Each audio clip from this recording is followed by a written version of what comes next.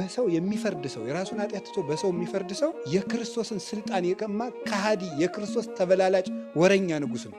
እናንተ ግን ስትጾሙ አለ ምን አድርጉ አለ? ራሳችሁን ተቀቡ፣ ፊታችሁን ታጠቡ፣ እንደዚህ አድርጋችሁ ጹሙ ነው። በሙሴ ወንበር በሙሴ መምህርነት ጸሐፍት ፈሪሳውያን ተቀምጠው አሉላችሁ። ራሳችን እንዴት እንደምናነጻቸው ራሱ ነግሮናል። ስትጾሙ እንደነማን አትሁኑ ነው ያለ። እንደ ግብዞች አትሁኑ። እነሱ ሰው እንደ ጾሙ ያውቅላቸው ዘንድ ፊታቸውን አጠውልገው ምን ይላሉ? ይታያሉና ነው።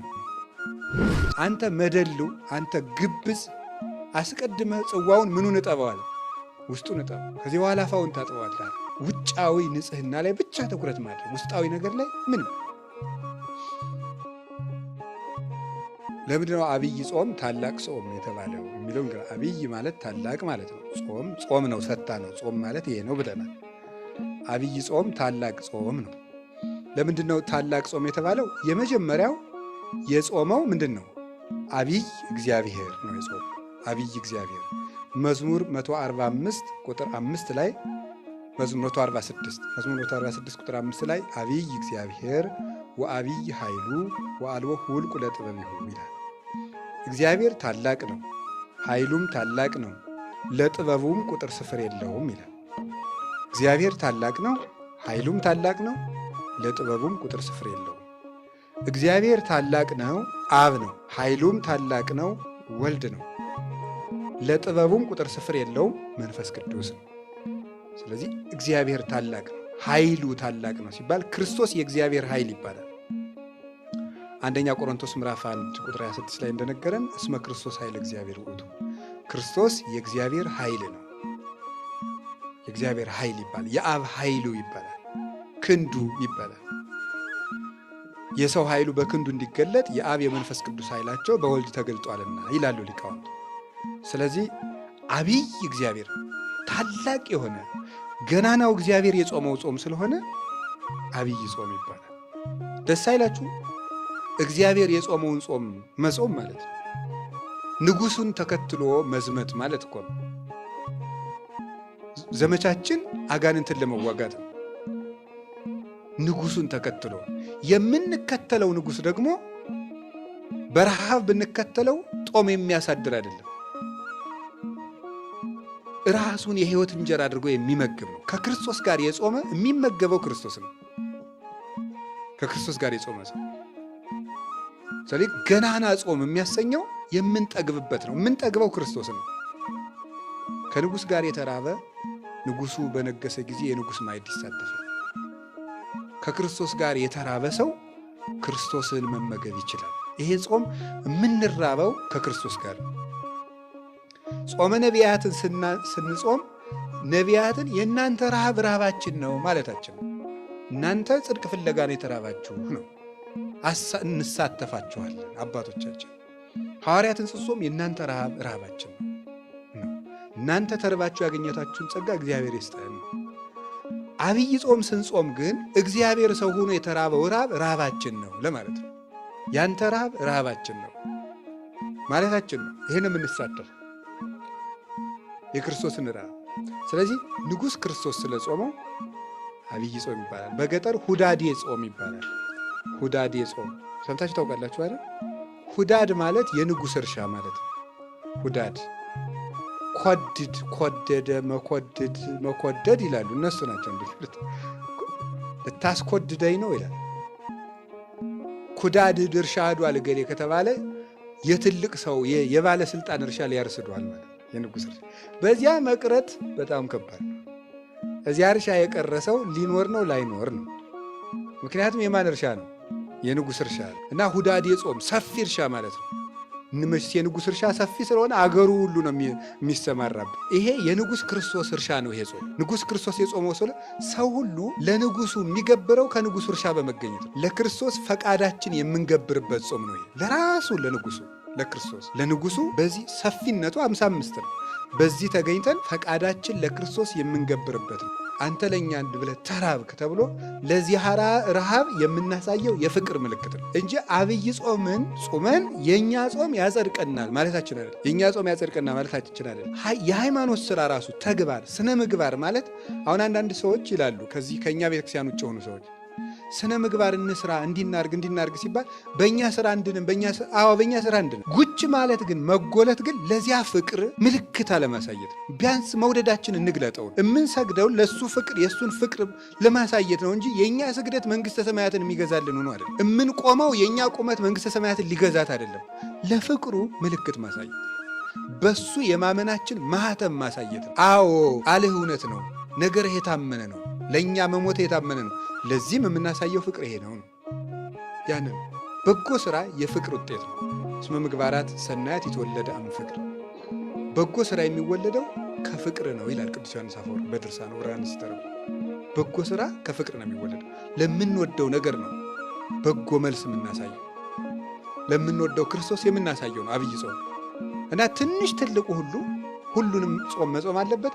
ይሄንን ደግሞ በተለይ የእግዚአብሔር ረሃብ ድንቅ ነው። በእውነት የሀብታም ልጅ ቢርባው እንኳን እንዲሁ ያሳዝናል። እንዲሁ ሁሉ እያለው እንላለን። እግዚአብሔር የተራበው ረሃብ ነው ይሄ ጾም። ሁሉ እያለው ለሁሉ መስጠት እያበላ የተራቡትን አብልቷቸዋል። ለተጠሙት ውሃ አይደለም ወይንን ያጠጣቸው፣ በኋላ ሲብስ ደሙን ያጠጣ። እሱ ሲራብ የማይደንቀው ሰው ምን አይነት ጭንቅላት ያለው ሰው! ያንን ይዘን ነው የምንጾም። ስለዚህ ካሳ የተካሰበት ቀን ነው 40ው ቀን ለአራቱ ባህሪያታችን የካሰው ካሳ ነው። ሁለተኛ አብይ የሚያስብለው ለዚህ ነው። ለእኛ የተደረገ ትልቅ ካሳ ነው። አንደኛ በማንነቱ አብይ እግዚአብሔር ነው የጾመው። ሁለተኛ ትልቅ ካሳ የተካሰበት ነው። በልተን ላመጣነው ዕዳ ጾሞ እየካሰልን ነበር ክርስቶስ። አንዱ ቤዛችን የሚያሰኘው ክርስቶስ ይሄ ነው። እየበላን ነበር ሞት ያመጣን፣ እሱ ጾሞ ካሳ ካሰልን እና ትልቅ ዋጋ ነው የተከፈለልን። ሶስተኛ ታላቁን ጠላታችን ነው ድል የነሳልን አይደል? በዚህ ጾም ማን ነው? ዲያብሎስ። እምደ ጸላኢ ዘአልቦ ምህረት ያለው ቅዱስ ኤፍሬም ምህረት የሌለውን ጠላታችን ነው የቀጠቀጠልን። ትልቁን ጠላታችን በዚህ ጾም ቀጥቅጦታል። በትዕቢት ቢመጣ በትዕቢት ነበር ቀድሞ ከገነት የወጣ ነው። በትህትና አድርጎ በስስታችን ነበር ሔዋንን ዋፍተዋ ለሔዋን ቢቢ የሚያደርግ ስስት ነበር ገነቱ ነበር። እሱን አጠፋ። የሌላትን ገንዘብ መመኘት፣ የሌላትን አምላክነት መመኘት ፍቅረ ነዋ የነበረባት ሔዋን የሰጣትን ትታ ያልሰጣትን። ሦስቱም አዳምና ሔዋን ሞትን ያገቡባቸው መስመሮች ነበሩ። ጌታ በአርባ ጾም የተፈተናል። እነዚያን ነው ያጠፋልን። የኃጢአትን ስሩን ያደረቀበት ጾም ነው ይሄ ጾም። ስለዚህ አብይ ጾም ገናናው አምላክ ስለ ጾመው ትልቅ ካሳ ስለ ካሰልን፣ ሶስተኛ ትልቁን ጠላታችን ድል ስለነሳልን አብይ ጾም ይባላል። ባጭሩ አብይ ጾም ከየት ይጀመራል? የአብይ ጾም ጉዞ የሚጀመረው ዘወረደ ነው። ዘወረደ ማለት ነው እሱ ዘወረደም ላይሉ ነው። ከሰማይ የወረደውን ክርስቶስን ይዘን እንጀምር። የአብይ ጾም መጀመሪያ ክርስቶስ መውረዱን መከተል ነው። መጾም ማለት አምላክ ሥጋ መሆኑን መከተል ነው። ጾም ዘወረደ እንደኛ ቤተክርስቲያን የሚያስደንቅ ቤተክርስቲያን የለም። በእውነት ቤተክርስቲያን አንዲት ናት። ግን በመዋቅር ደረጃ በኢትዮጵያ ኦርቶዶክስ ተዋሕዶ ቤተክርስቲያን ያለው ስርዓት ድንቅ ነው። ይሄ የሆነው ደግሞ በታላቁ መብራታችን በቅዱስ ያሬድ ምክንያት ነው። እና ዘወረደ ብሎ የሰራልን እሱ ነው። ጾሙ ከዚህ እንጀምር ተገልጦለት። ሌሎቹ ዘወረደ አይሉትም፣ ሌላ ስም ነው ያለው በሌሎች አብያተ ክርስቲያናት። የእነሱም ድንቅ ነው። እግዚአብሔር በየስልቱ ይመለካል።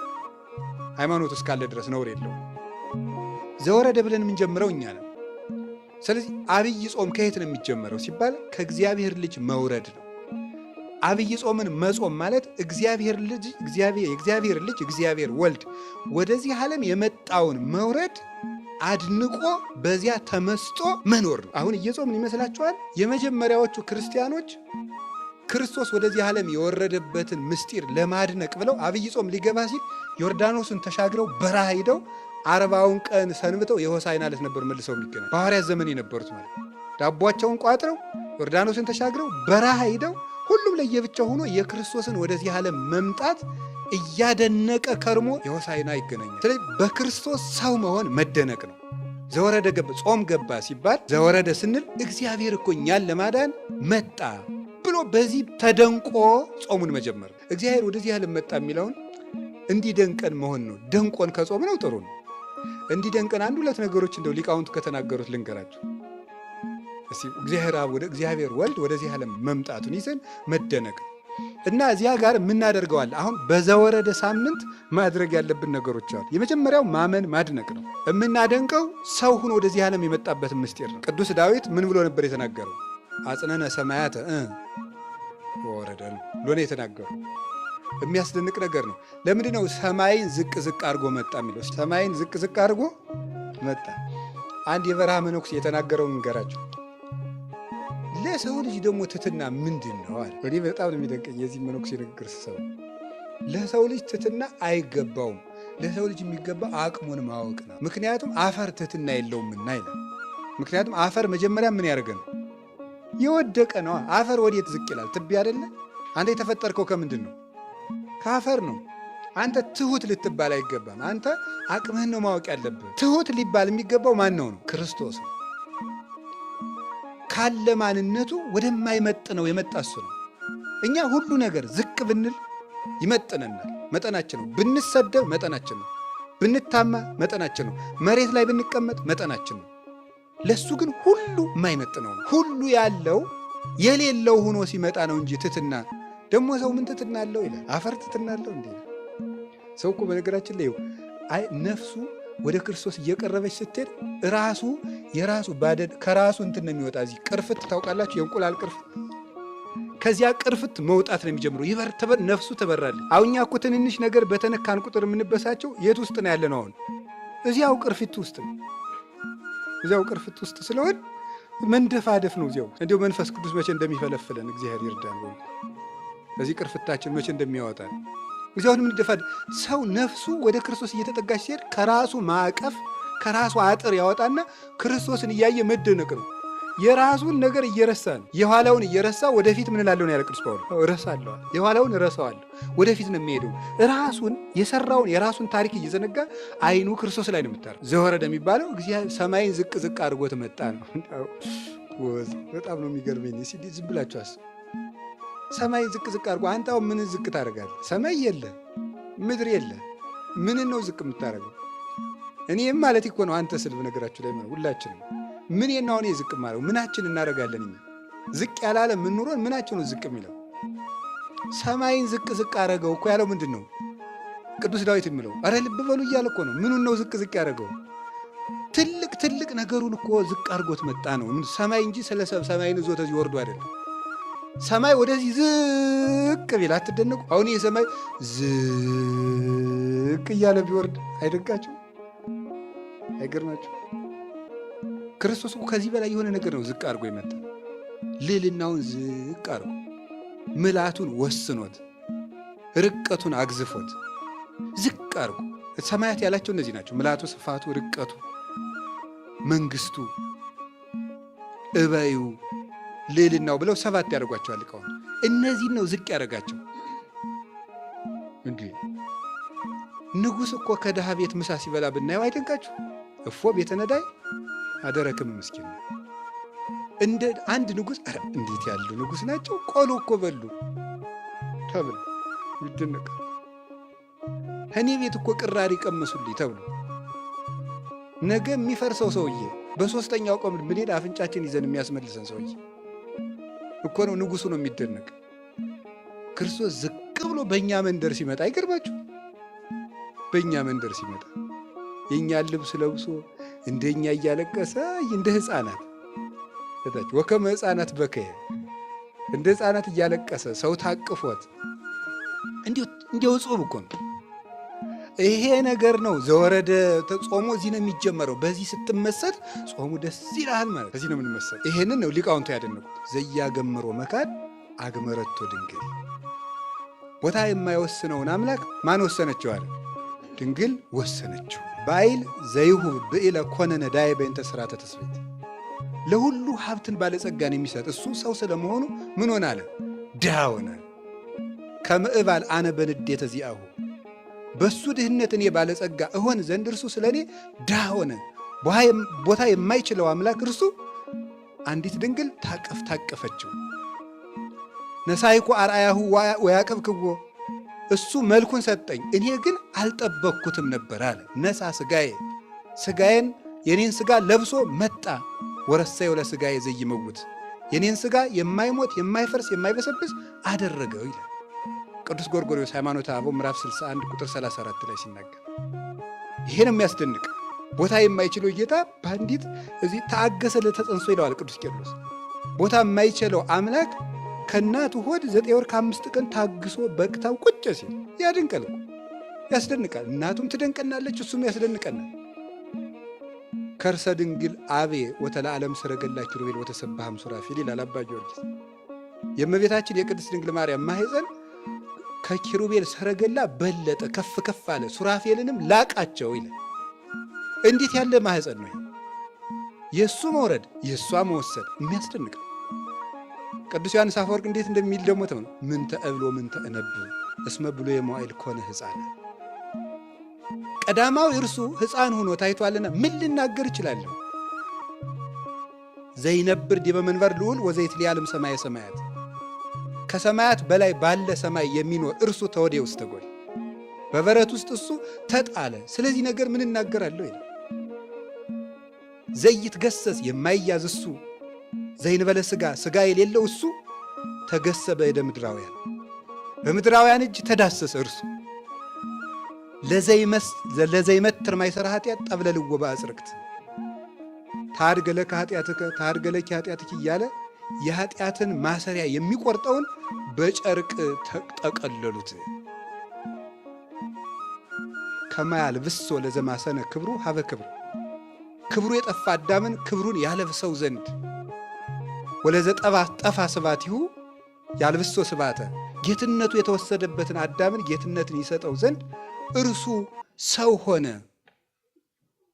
ወለትይር ተቃል ይክሰቶ በየራ መድኃኒት አዳም ከእኛ እንዳንዱ ሆነ ብሎ በምጸት ቃል የተናገረውን መሬት አንተ ወትገብ ውስተ መሬት ያለውን ያንን ሥጋ በባሕርይ አምላክነት ይገልጠው ዘንድ እርሱ ሰው ሆኖ መጥቷልና እንዲው ምን እላለሁ እንዲው ምን እናገራለሁ ይላል። ነሳ ሥጋዬ ወወሀበኒ መንፈሶ የእሱን ሥጋ ለእኔ ወሰደ፣ የእሱን መንፈስ ደግሞ ለእኔ ሰጠኝ። ወወሀብኩ ሥጋዬ የኔን ሥጋ ለተዋህዶ ሰጠሁት፣ ወነሳይክዎ መልሼ ቆረብኩት። ይሄንን አድርገልኝ ወዘገብኩ ረብሐ ሕይወት ብዙ ብዕል ክብርን ጸጋን የዘላለም ሕይወትን አገኘሁ ብሎ ይነገራል። ይሄን ነው ማድረግ። ቅዱስ ኤፍሬም ደግሞ እንዲህ ይናገራል። ሃይማኖተ አበው ቅዱስ ዮሐንስ አፈወርቅ ሃይማኖተ አበው ምዕራፍ 67 ቁጥር 17 ላይ ነው የተናገረው። ይሄን ቅዱስ ኤፍሬም እንዲህ ይላል። ኦ ለዝንቱ መንክር ዘይትሊዓል እምኩሉ ህሊና ከህሊና ሁሉ ለራቀ ለዚህ ነገር አንክሮ ይገባል። ብእሲት ምድራዊት ወለደቶ ለእግዚአብሔር ቃል ዘኮነ ሰባ ምድራዊት ሴት እመቤታችን ሰው የሆነ ቃልን እርሷ ወለደችው። ድንግል ማርያም ፈጣሪዋን ወለደችው። ወለሊሁ ፈጠረ ወላዲቶ እርሱም እናቱን በጥንተ ተፈጥሮ በሐዲስ ተፈጥሮ አከናውኖ ፈጠራት። ከእሷ ሥጋ ለበሰ፣ እኛን ወዶ በጥንተ ተፈጥሮ በሐዲስ ተፈጥሮ እንደገና ፈጠረን። እንዲህ ላደረገ አይደንቃችሁም? ምድራዊት ሴት አምላክን ታቅፈው ስታየው እስቲ እግዚአብሔር ያሳያችሁ። አንበሳን በግ ታቅፋ በመንደራችሁ ብትመጣ አይደንቃችሁ? ይደንቃል እኮ። አሁን እኮ ታሪኩን ለምደነው ነው የማይደንቅን። አሁን ትልቁን አንበሳ በግ ታቅፋ እንዲሁ በዚህ ብታልፍ ወይ ግሩም አትሉ? ሞ አንበሳ ዘምነጎደ ይሁዳ ከነገደ ይሁዳ የተወለደው ያ በላም የተመሰለውን ሰይጣን የሚሰብረውን አንበሳ ታቀፈችው። ጥቀ እጹብ ውቃፌ አንበሳ ባብራ ከበግት ሰዓዳ እሳት ወበረድ ሀብሩ ባህድ ውላው ይላል አባ ጊዮርጊስ። አረ ጎበዝ ልብ በሉ ይላል። አንበሳውን እኮ በግ ታቀፈችው፣ በረዶና እሳት አንድ ላይ አደሩ። አይደንቃችሁም እንዴ ይላል። ይሄ ነው የተደረገው። ከዘወረደ እስከ ቅድስት ባለው ሳምንት በዘወረደ ሳምንት የምናደርገው ምንድን ነው? አረ ዛሬ በኋላ ባረግ ነው። ትሁት መሆን እስኪ ትሁት መሆን በሉ። ትሁት መሆን ዘወረደ ብሎ የሚጾም ሰው ትሁት መሆን አለበት። እንዲሁ በዘንድሮ አብይ ጾም ይሄን ብናደርግ የምንመካው በምን እንመካለን? እውቀት ያለው በምን ይመካል? በማወቁ ይመካል። ዘር ያለው በምን ይመካል? በዘሩ ይመካል። የእናት አባቱን ዘር እየቆጠረ በሀገሩ በዘሩ ይመካል። መልክ ያለው በምን ይመካል? በመልኩ። አንዳንድ መልከኛ እንደውም መልኩን ሌሎች ሰዎች እንዲነግሩት ከፈለገ በደንብ ሰሞኑንስ አመድ መሰልኩ እናንተ ይላል። መልኩን በደንብ እንዲነግሩት ኧረ እናቴ አንተ እያበራ ነው እንዲባል አይነት ወይም ደግሞ በቃ እንደዚያ እና መልክ ያለው በመልኩ ይመካል። ሀብት ያለው በሀብቱ ይመካል። ገድል ያለችው ደግሞ በምን ይመካል? በገድሉ ይመካል። በትንሹ አብሶ ከኛ የባሰ ሰው ካየንም አይጣል አይደርስም። ትህትና ማለት ራስን ከማንም ሰው በታች ማድረግ። ማንም የሚለውን አረፍተ ነገር ተመልከቱት፣ እዩት። ከማንም ሰው አሁን እኔ እጅ ፓትርያርኩን ጫማቸውን ብስም ትህትና ነው? ልክን ማወቅ ነው። ህግ ነው ይሄ። ሲጀመር ርት ነው፣ ህግ ነው እንጂ ትህትና አይደለም። እና ድሮስ ላልስም ነው ፓትርያርክ አባት ይመስለው፣ ኤጲስቆጶስ ለጳጳስ፣ ጳጳስ ለፓትርያርክ፣ ደቀ መዝሙር ለመምህሩ፣ ልጅ ለአባቱ የሚያደርገው ትህትና ይባላል። ትህትና የሚባለው ከኛ ለሚያንስ ሰው የምናደርገው እኛ የያዝነውን ነገር ያልያዘ ሰው ስናይ አንተ እየጾምክ ለሚበላ ሰው ትሁት ትሆናለህ ወይ ነው። እያወክ የማያውቅ ሰው ሲናገር ትሰማዋለህ ወይ? እሱ ነው እያወክ የማያውቅ ሰው። ትህትና የሚባለው እሱ ነው። ለትልቅ ሰው እየታዘዝክ ለትንሽ ሰው እምቢ አትልም ወይ?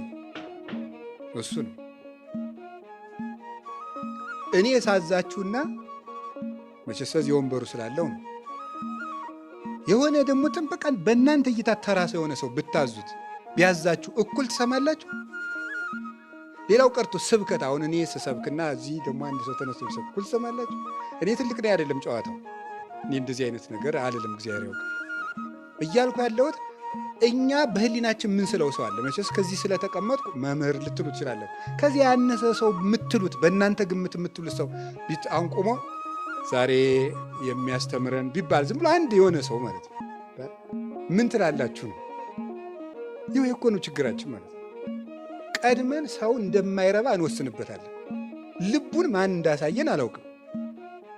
ይገርማል እኮ እገሌ እስከዚህ ነው ብለን ልኩን አውጥተን ሰፍረን 80 ኪሎ 100 ኪሎ ብለን ራሳችንን እንደምረን ጨምቀንሰን ጽፈን እንጨርሳለን። ከዚያ በኋላ አንሰማ። አንዳንድ ጊዜ ከኛ ከናቅናቸው ሰዎች እውነት ይገኛል። ሶስና ስትገደል ታውቃላችሁ፣ ልትገደል ተብሎ ሲፈረድ አንድ ወጣት ልጅ አይደል እኔ ከዚህ ሴት ከደሟ ንጹሕ ነኝ ያለ ከረበናቱ ሁሉ ይልቅ ዝም ብሎ ከወጣቶች ጋር ያለ አንድ ልጅ እስከዚያ ተሰምቶ የማያውቅ ልጅ ማን ነው?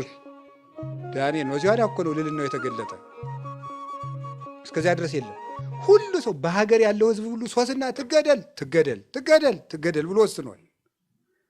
ያ ሰው ምና እኔ ከደሟ ንጹሕ ነኝ ምንድን ነው ያሉት? እስኪ በል እንስማ። እስመ እግዚአብሔር አልሐቀከ በማእከሌነ፣ እግዚአብሔር ከኛ በላይ አድርጎሃል፣ እስቲ ተናገር አሉት። ቆይ እኔ ልፈትናቸው እነዚያን ሰዎች። ፍትሕ ገለጠ ማለት ነው። እውነት ከማን እንዳለች ከትልቅ ሰው ይሁን ከትንሽ ሰው፣ ከለበሰ ይሁን ከተራቆተ፣ ከተሾመ ይሁን ከተሻረ፣ እውነት ከሁሉም ሰው ትመጣለች። ጆሮን ለማንም መክፈት፣ ዓይንን ለሁሉም ሰው ለአንዱ ከፍ ለአንዱ ዝቅ አለማድረግ፣ ራስን ከሰው ጋር አለማነጻጸር፣ ለገሌ እንዲህ ተደርጎ ለእኔ ሳይደረግልኝ አለማለት፣ አዎ ለገሌ ይገባል ለእኔ አይገባኝም ማለት፣ ነቀፋን በምስጋና መቀበል፣ ትልቅ ቦታ ሳይሰጠኝ አለማለት ትሕትና ይኖር። እስቲ ለክርስቶስ የቀረበ ወንበር አምጡ አለ ነገሩ እንጂ አለ ወይ? እስቲ ክርስቶስ የተወለደበትን የወርቅ አዳራሽ አምጡት አለ በሉ ነገር እንጂ የለም። እኛ እኮ በአቅማችን እኮ ስሞት በዚህ ገንዙኝ እንላለን።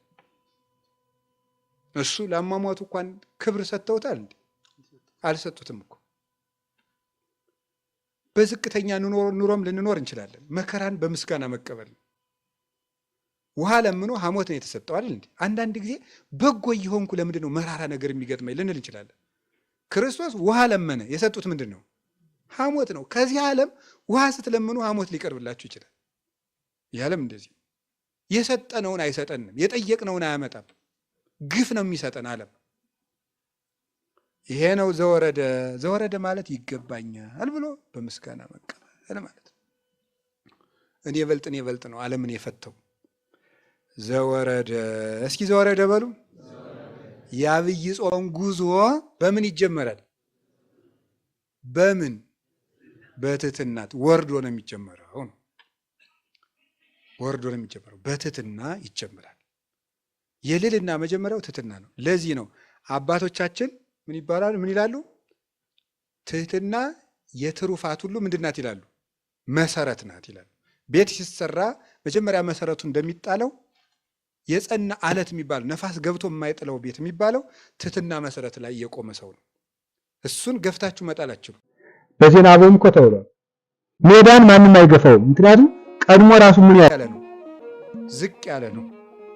የሚገፋ ምንድን ነው? ተራራ ነው። ከፍ ስላለ ትሁት ከሆንኩ ማን ይገፋል?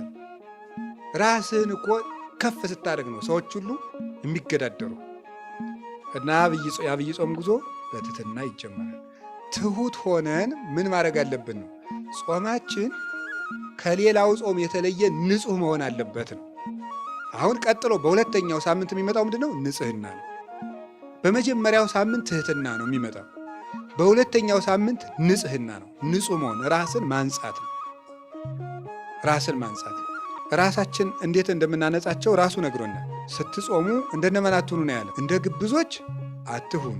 እነሱ ሰው እንደ ጾሙ ያውቅላቸው ዘንድ ፊታቸውን አጠውልገው ምን ይላሉ? ይታያሉና ነው።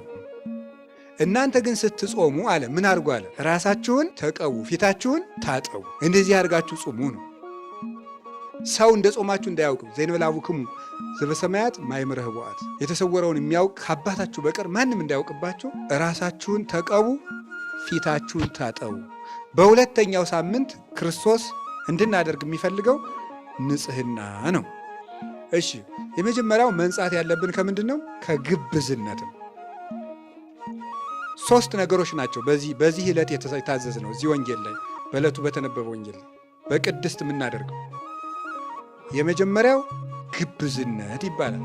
ግብዝነት ማለት ምን ማለት ነው? በመጽሐፍ ቅዱስ ግብዝነት 1 3 4 ፍቾች አሉት። ልንገራችሁ። ግብዝነት አንደኛ የሚናገሩትና የሚሰሩት መለያየት። ግብዝነት አይ መከራዬ ልናገረው የጨነቀኝ እኮ እኔም እንደዚያ ስለማልገኝ። እሺ የሚናገሩትና የሚሰሩት ምንድን ማለት ነው? መለያየት ግብዝነት ይባላል። ለሰው ሲቆርሱ አያሳንሱ እንደማለት ያለ ምን ይላል? ይሄን ጌታ ሲናገር በሙሴ ወንበር በሙሴ መምህርነት ጸሐፍት ፈሪሳውያን ተቀምጠው አሉላችሁ፣ የሚያዟቸውን የሚያስተምራችሁን ስሩ፣ ወዘከመ ምግባሩ ሙሴ ይትግበሩ፣ የሚሰሩትን ግን ምን አትበሉ አለ? አትስሩ። የሚሏችሁን ስሩ፣ የሚሰሩትን እሳ አትስሩ። ምን አይነት ሰዎች ስለሆኑ እነሱ አለ?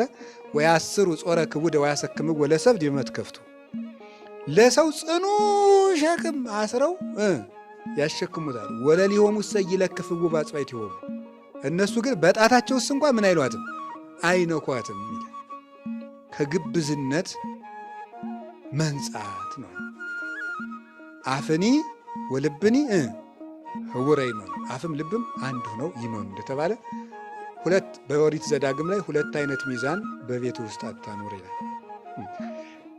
ይገርማል። ሊቃውንቱ የሚሉት ነገር ማነው? እግዚአብሔርም ያለው ነገር ሊቃውንቱም አድርገው የሚተረጉሙትን ብትሰሙት ታምር ነው። ስንት አይነት ሚዛን ነው የሚለው? 2 አይነት ሚዛን። 2 አይነት ሚዛን ማለት ምን ማለት ነው? ለሌላው ምን አድርገህ የምትሰፍርበት ነው? ጠበቅ አድርገህ የምትሰፍርበት፣ ለአንተ አነስ አድርገህ የምትሰፍርበት ልብ አይኖርህ ነው። ለሌላው ይሄን አድርጉ ብለህ ካዘዝክ ለአንተም ደግሞ ያኑ ሚዛን እኩል መዝነው። ያው ንስሐ አባት 40 ሲሰጥ 40 ይሰግዳል። ታውቃላችሁ አይደል? አታውቁ? አባቶች እኮ ንስሐ አባቱ ነው ሲባሉ ለምን እምቢ እንደሚሉ አታውቁ? መከራ አለዋ። እንዴት ነው ንስሐ አባት ይሆኑ ይመስሏችኋል? እናንተ ስግደት አላት እኮ።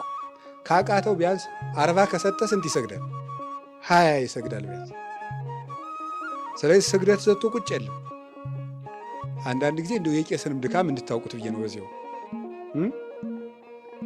እናንተ እንደው የምትባሸቁት ቄሱ ንስሐ ስቀጥራቸው ይጠፋኛል፣ ስሰማቸው በትክክል ስነግራቸው በትክክል አላዳመጡኝም ምናምን እንደዚህ በቃ ዝም ብሎ የመክበስበስ ጉድ ማለት ነው። ስንት ጉድ ነው ተሸክሞ የሚኖረው ሰው ቄስ እኮ። 2 አይነት ሚዛን በሰፈርከው ቁና ለራስህም ስፈር ነው። ከግብዝነት ንጹህ መሆን ነው።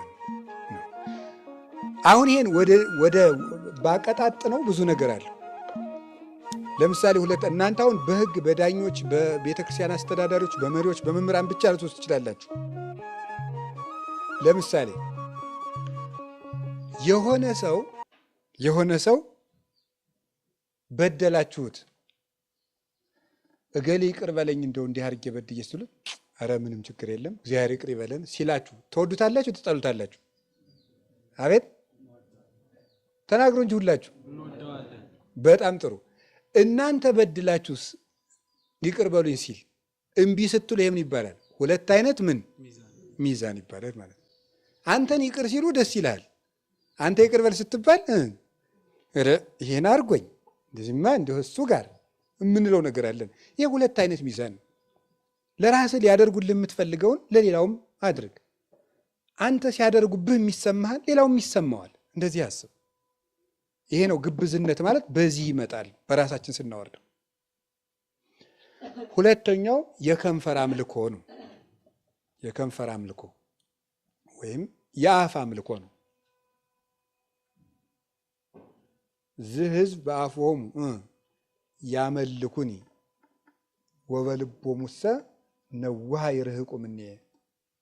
ይሄ ህዝብ በአፉ ምን ይለኛል? ያመልከኛል፣ በልቡ ግን ከኔ ፈጽሞ ምን ይላል? ይርቃል። በአፍ ቅድም ተግባር ጋር የሚሄድ ነው። ይሄኛው ደግሞ አፍአዊ ነገር ላይ መጨነቅ ነው። አፍአዊ ነገር ላይ መጨነቅ። እየሰማችሁ ነው ዘመዶች? አፍአዊ ነገር ላይ በደንብ የምንጨነቀው በእውነቱ ማለት ነው። እግዚአብሔር በሚያውቀው እንዴት አድርጌ ላስረዳችሁ?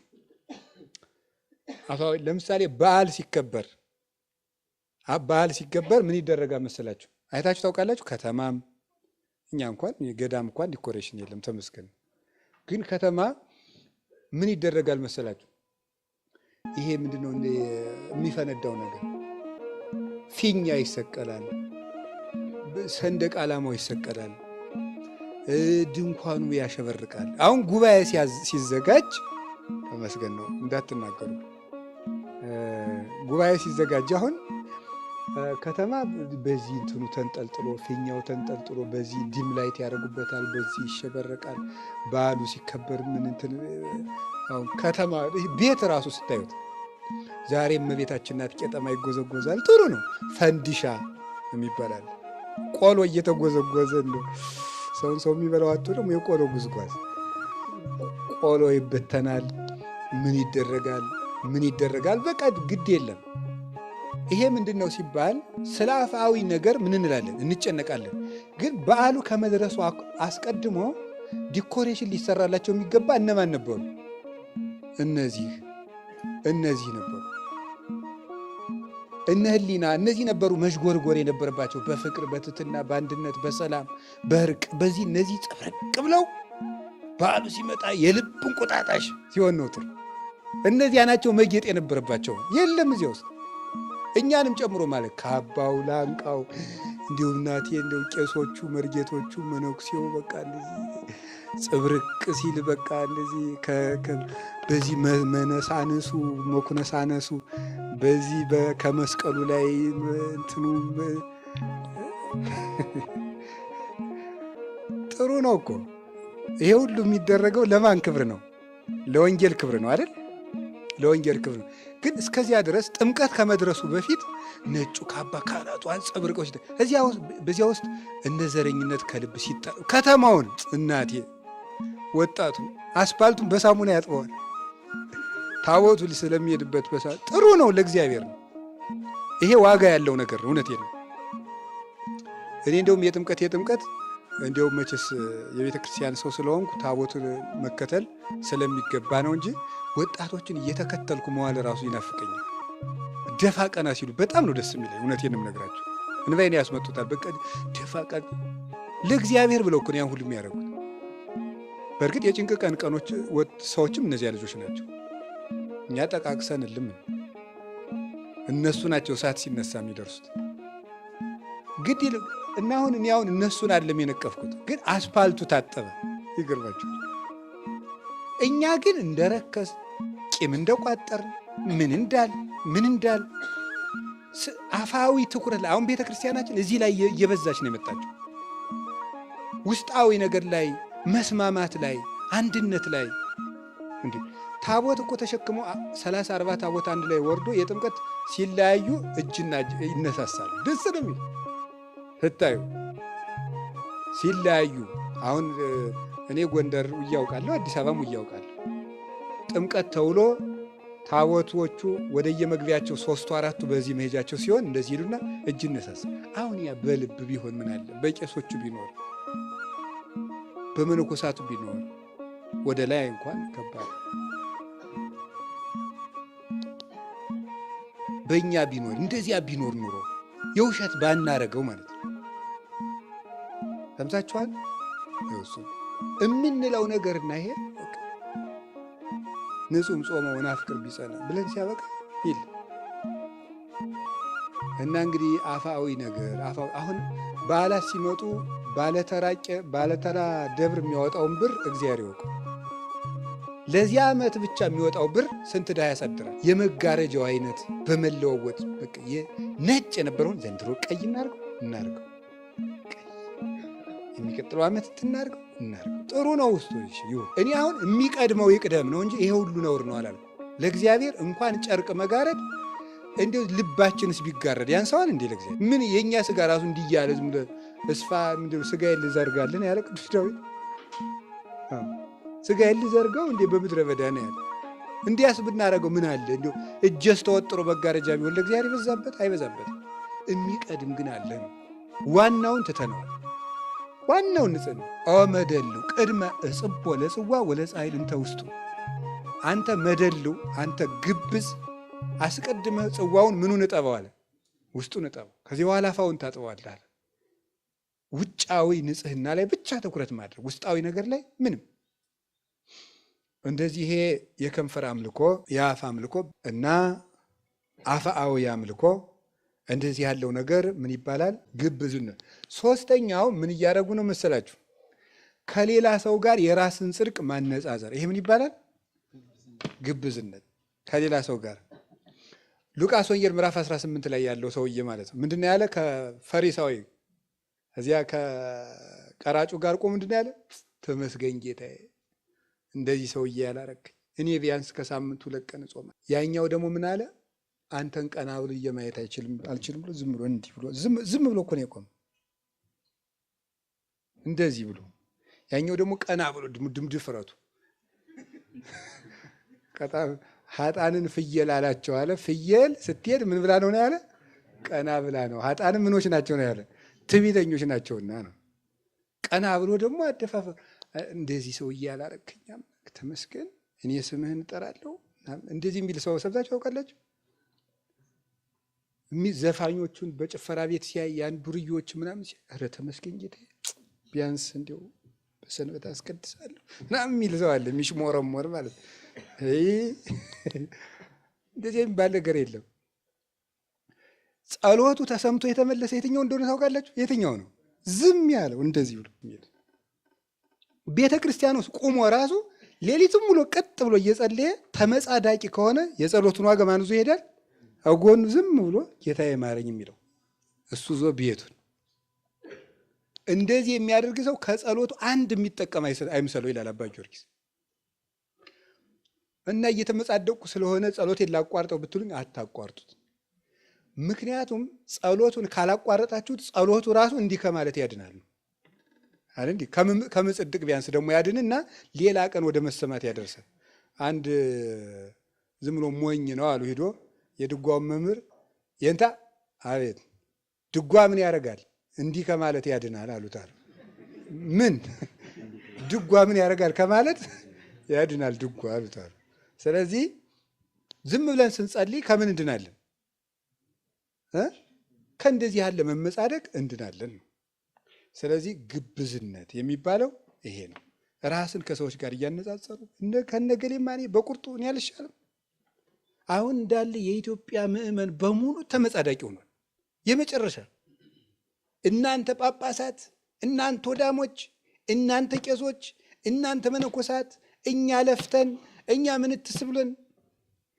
ወይ ግሩም ነገር እንደው እኮ ይገርማል እኮ እናንተ። ትናንት መጥቶ እኮ እንደዚህ የሚበጠብጠው ማለት ነው። ጳጳሱን ስለጸደፍክ የምትጸድቅ ይመስላል።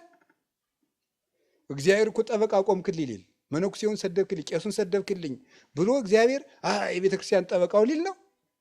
አይደለም። የራሳችን ኑሮ ዝም ብለን አባ ሙሴ መነኮሳት ተሰበሰቡና አንድ ቀን አንድ መነኩሴ በድሎ ተገኝቶ በሱ ላይ ልንፈርድ ነውና ና ስብሰባውን አሉት። አልመጣም፣ አልመጣም። መጨረሻ ላይ በግድ ሲዘበዝቡት ምን አደረገ መሰላችሁ? በቀዳዳ ከረጢት አሸዋ ተሸክሞ እያፈሰሰ ዞቱን ተሸክሞ መጣ። ምን ሆነ ነው አባ ሲሉት የኔ ኃጢአት እንዲህ ብሎ እየፈሰሰ እኔ በሰው መፍረድ አልችልም። ሰው እንደዚህ ይላል እንጂ ጭራሽ ደግሞ አፋችን ወደ ላይ ዝም ብሎ አንድ የቤተ ክርስቲያን ምሁር እያስተማረ ጳጳሱ ከጎኑ ተቀምጠዋል። ምን አለ መሰላችሁ? ዛሬ ጳጳሱ ተቀምጠው እኔ በማስተማሬ ምን ያህል ደስ እንዳለኝ አታውቁም አለ። ትዕቢት አይመስላችሁም? አይደለም። ምክንያቱም የምናገራትን እያንዳንዷን ቃል ጳጳሱ እየባረከልኝ ነውና ብሎ ነበር ያስተማረው ማለት ነው። እንደዚያ ብሎ ነው ማሰብ የሚገባው። የክርስቶስ እንደራሴዎች እኮ ናቸው። ብድግ ብሎ ሰው ማጥረግረግ ደግሞስ ተሰዳድበን ገመናችንን አውጥተን ቤተክርስቲያን የምናድናት ይመስላችኋል? አይደለም። ሰርተን ነው ቤተክርስቲያን የምንጠብቃት። ሰርተን እንጂ ተነቃቅፈን የምንጠብቀው ነገር የለም።